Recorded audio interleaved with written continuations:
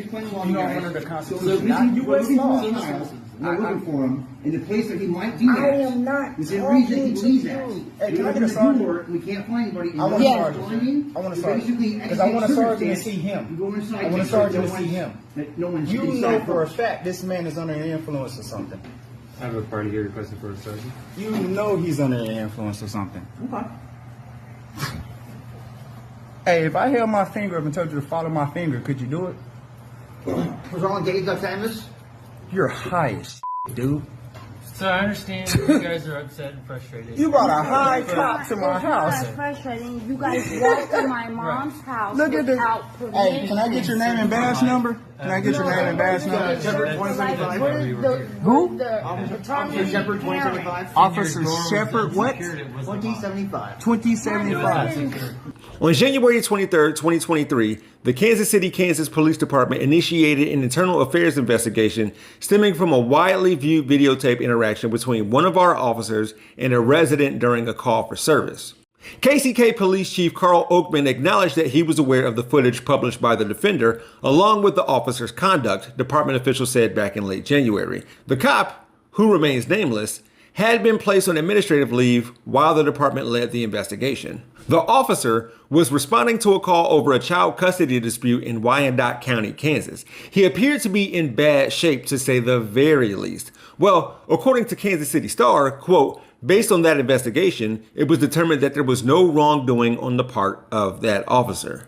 Privacy laws, both state and federal, prohibit the department from telling us exactly what was going on with that officer, who appeared clearly impaired on the night in question. The officer passed a fit for duty examination conducted by several medical professionals, department officials said.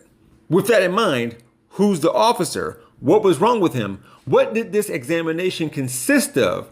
Transparency is lacking. This man could have and could still be a danger to the community.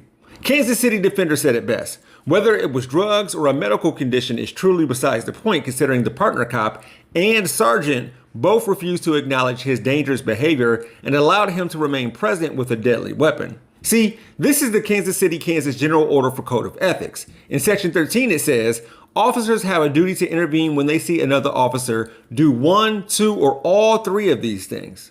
Officers are required to report police misconduct that they observe when the misconduct violates the law or any policy related to professional integrity or use of force. If this officer's conduct didn't violate a law or policy, then there's something wrong with the laws and policies. With all of the drug arrests in this country, if this KCK officer was truly high out of his mind, he should have been arrested too. This seems like a failure of the police policing themselves. What is this about? Who are you? I'm asking the questions. Where have you been today? No, have you been here? I'm asking the questions. You're on this property. You're on this property, so you need to answer my questions. Are you drunk? In the world of police audits, this video is now one of the most popular. Why are you slurring your words today? It was recorded and published in Camp Verde, Arizona. So have you been here all day, or have you been out? Have you been to the bar today at all? Who are you? His name is James Freeman. Filming on public property, the auditor peppers Detective Mike Jardine with questions police often ask. Have you been to the bar today? Who are you? I'm an investigator. Investigator for who? Investigative journalist. For who? I investigate corrupt officials. So I'm wondering, where have you been today? Have you been here all day, or have you been out at the bar at all? Working on a fraud case. That's where I've been. Okay. Have you been to the bar at all today? No. Okay. You got any drugs on you? Have you used any drugs today? What a ridiculous question. That's not a ridiculous question. Deputy Hannes, you know who this guy is? I don't believe so. The detective turns to that uniformed deputy for help. It does not deter Auditor Freeman. Have you guys ever breathalyzed him while he's been on the job?